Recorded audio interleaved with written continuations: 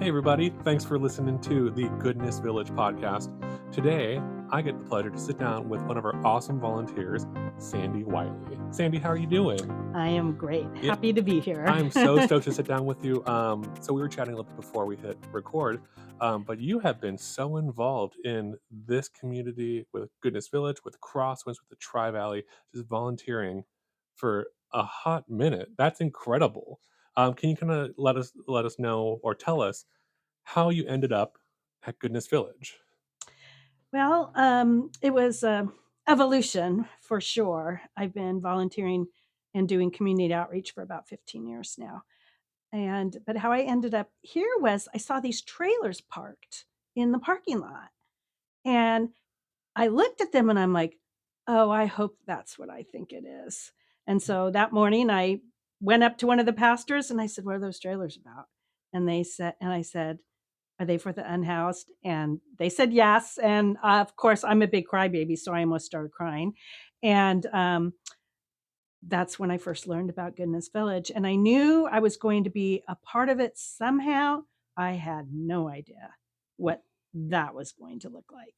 Yeah. Well, it's funny that you bring up the trailers because that was the most uh, incredible and unintentional advertisement we could have ever done, for folks that are listening that have didn't see in around 2020, when we were still building the infrastructure for Goodness Village, all the underground stuff. The tiny houses were showing up. The manufacturers are saying, "Hey, they're ready to go." So we stored them on the front of the Crosswinds property, which shares a fence line with Highway 580. So Yep. anybody driving by or trying to get to the city or back or whatever would drive by these rows of tiny houses. So I had a lot of really fun conversations with people that would pull off the freeway and drive onto the property and ask, "Hey, are these for sale? Can I buy one right now?" Like it's wonderful to say it's like, "Thank you, but this is actually for Goodness Village," and I got to share what the vision of that is. So really cool to hear that's a little bit of your story of just driving by and saying, "That's cool. I want to know more about this." And here you are, one of our most involved volunteers today. So I'd love to know, how do you volunteer for Goodness Village? I cook. Oh, So to me, serving food is just love. mm, I've always loved to cook. I always hosted all my family, holiday functions, and one by one, as we get older, darn it, our children, grow up and move away, and, I was kinda left, with a family on the East Coast mm, and myself on the West Coast, and come Thanksgiving, I'm like, what am I gonna do? Who am I gonna cook for?" And, so I just started cooking and just going to San Francisco and handing out food just mm, on my own. And so when the opportunity came up here, to cook on Wednesday nights, for the I call it family dinner, mm, because it is a family yeah. dinner to me. I come and I cook just like I do for my family. I try to make super awesome. I won't say I'm a gourmet cook, but I'm pretty good. Everybody loves my food and I was gonna say you have a great reputation here because I think, tell me if I'm wrong, but I think you provide dinners here, what, once a month?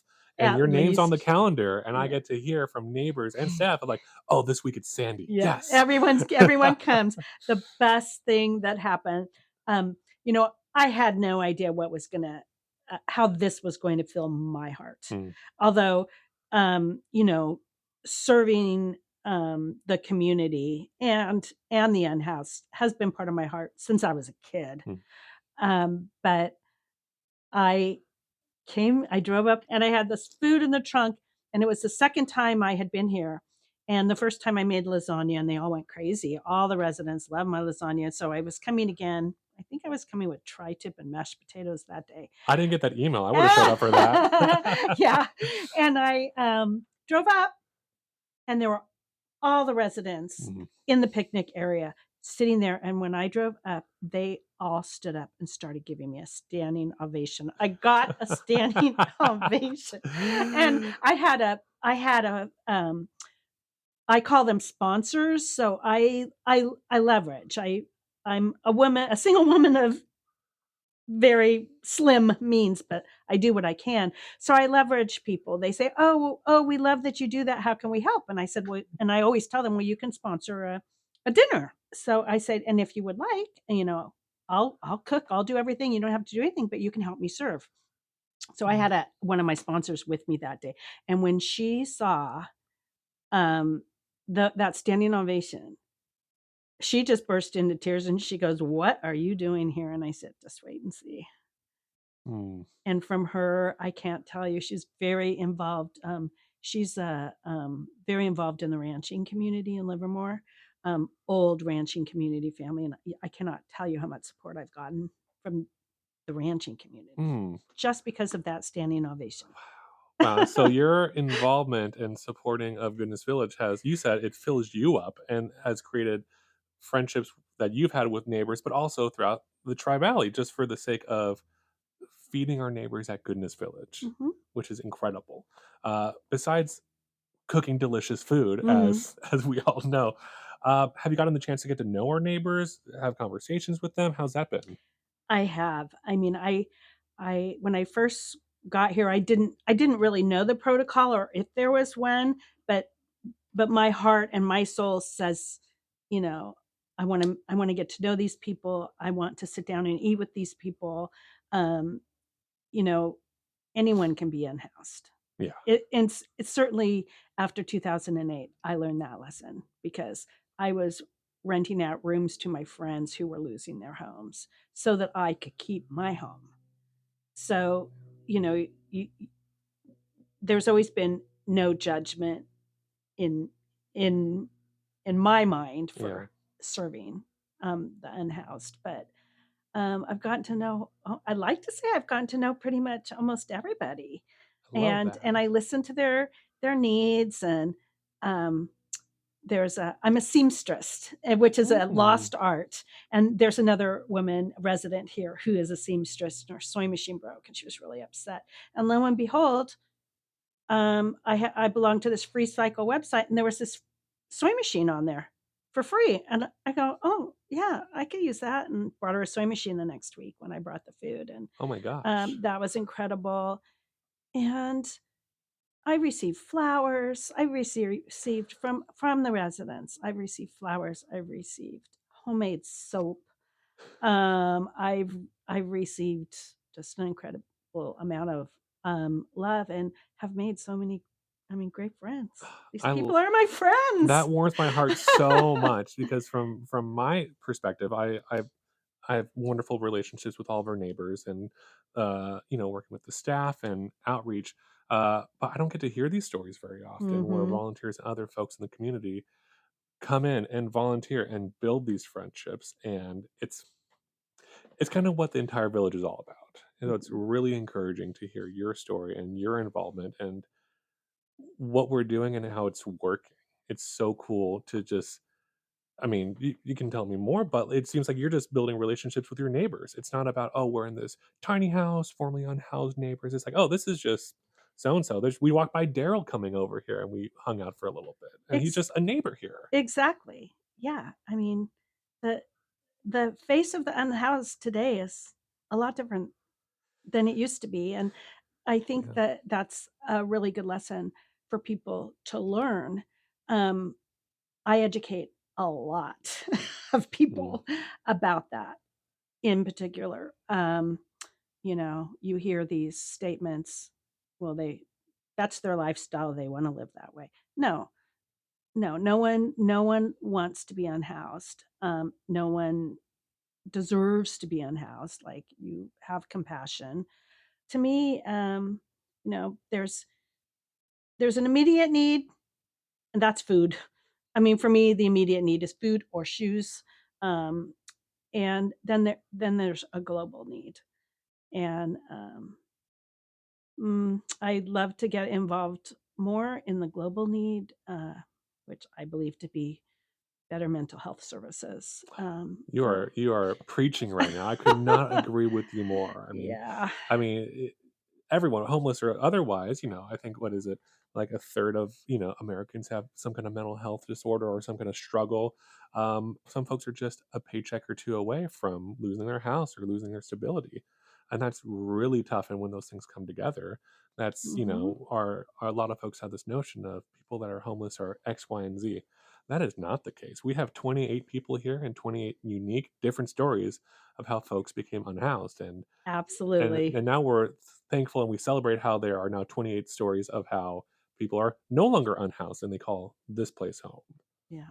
which is really cool and encouraging. So, Sandy, you are, it's clear that you have bought into Goodness Village. If somebody asked you or expressed wanting to get involved but was hesitant for this or that reason or didn't know what their first step would be, what would you say? I'd say come serve food with me Hmm. so you can see. I mean, there's nothing better than having a community dinner, having dinner with your community. I mean, um, my neighborhood has a potluck once a year. We all meet at the Hmm. community pool, and everybody brings food, and you get to know your neighbors. Um, I I shepherd people here, and it takes sometimes it takes a long time because I most of the people I talk to, people acquaintances, friends, work associates, they're like, "Oh, I don't have time for that. I would never be able to do that. Oh, how do you do it?" And I said, "Well, mm, we're all busy. Everyone has time. You just have to make the time, and you have to want to make the time for that." And I said, "But if you don't think you can make the time, I'll take your money." And I do, and I take their money, and then I make amazing food, and then I give them the opportunity to come serve with me. Some of my sponsors do, some of them don't, but the ones that do, can't wait to do it again. And Hmm. and I'm starting to shepherd that group into actually cooking now. Hmm. I can't wait till you guys get your community center. Oh my gosh, you're I am telling going to me. be the head cook. I already have my hat. I love that. Yeah, we are hoping to have the community center, uh, beginning the build next year, with construction and permits. It's, Mhm. a lot of I wiggle do know room, but that's my business. yeah, yeah, yeah, you know more than anybody else, but we're really hoping that by next year, around this time, we have something for our neighbors to gather and cook food together and just build Mhm. community. Mhm. But, even without the community center, we make it work. Yeah. We make it work, and we had, Thanksgiving in the farm building that Crosswinds Church, um, gave to us on Thanksgiving Day. We had tablecloths, we had music, I'm doing it again this year. Are you? Can't Okay. wait. Awesome. Cannot wait. Yeah. That is fantastic, and if I hear you correctly, it is you are finding your passion of cooking and combining that with community, and it does not take a lot of effort on your end to make a huge difference for our neighbors here. That is the biggest point. It does not. I'm fortunate that I work from home, so on Wednesdays, while I'm working, I'm boiling water, I'm peeling potatoes, and oh, I don't have to peel potatoes anymore. I have a potato peeling crew. Who can say that? I actually have friends who want to help, who, uh, not necessarily wanna get involved in the whole Goodness Village thing, but they wanna help me support Goodness Village, and, potatoes are cheap, and everybody loves mashed potatoes, so I do a lot of mashed potatoes, and I tell them, "Oh, time to come over and peel potatoes." I don't even have to peel potatoes anymore. Helping out and making a difference at a So Goodness Village could be as little as peeling some potatoes with Sandy. that's right, and to your point, it doesn't take that much of an effort. You don't have to have that much money. You can take whatever your passion is and somehow turn that into support to the residents Yeah. here. Somehow, if you like to write resumes, if you have a talent for, whatever your talent is, if you love to fly drones, come over and teach people how to fly drones. I mean, activity is huge too. just giving the residents something to look forward to and something exciting during the day. Yeah, and we have different volunteer programs and Mhm. outlets here, but, uh, if somebody has a great idea, let's connect with them with a neighbor, flying drones or something like no sewing or knitting or Yep. jigsaw puzzles, what have you. We just launched what we called our volunteer visitors, which is basically exactly that. You wanna come and hang out with some neighbors and share a passion or share a cup of coffee and a conversation. We have kinda like open office hours where volunteers can just come and hang out. And it seems so simple, but it is so impactful for our neighbors and our for community just to have someone around and hang out.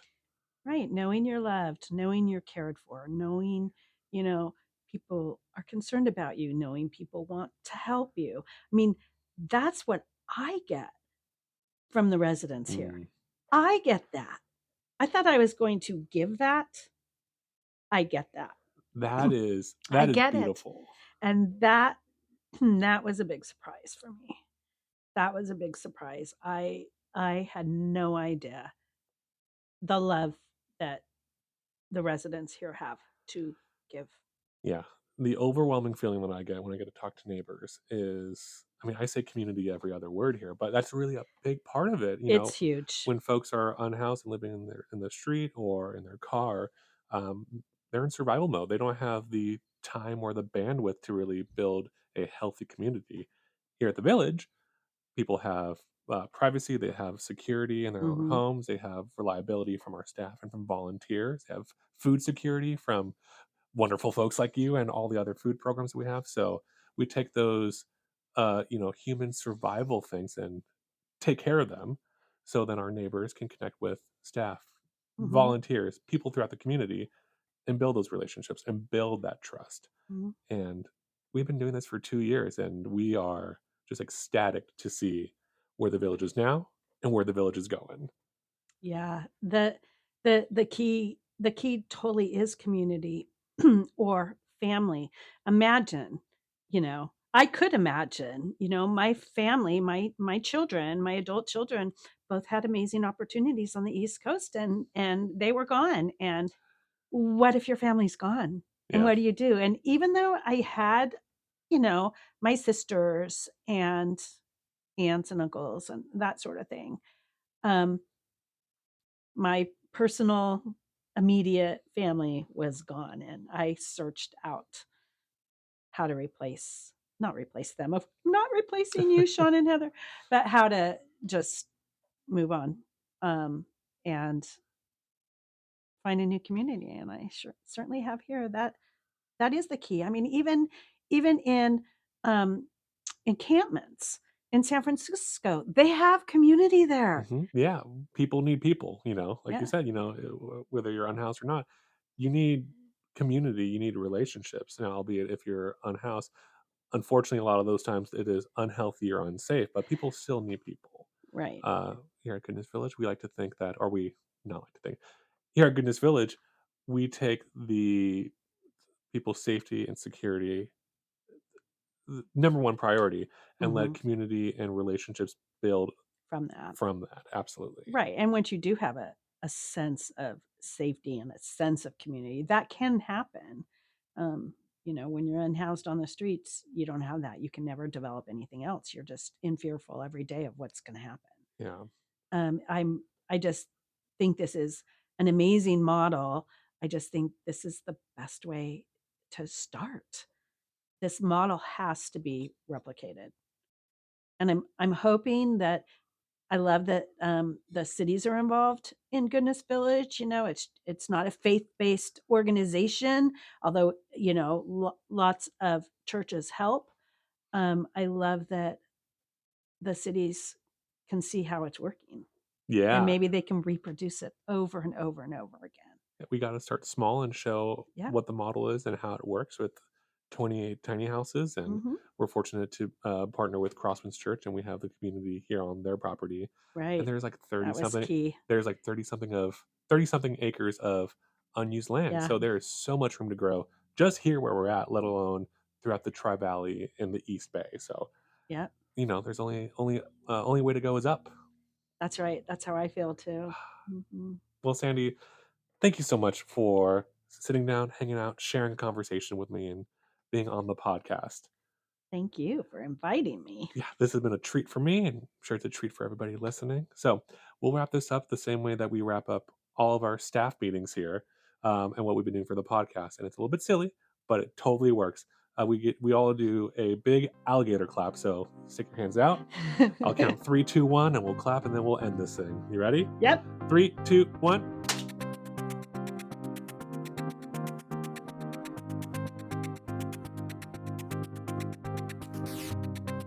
Thanks for listening to the Goodness Village podcast. Production and recording done by our operations team here at the Village. Music was created by Club 88 member AJ Parr. If you want to know more about Club 88, this podcast, or Goodness Village, visit our website at gvlivermore.org. Don't forget, new episodes drop on Fridays. And thanks again for listening to The Good Pod.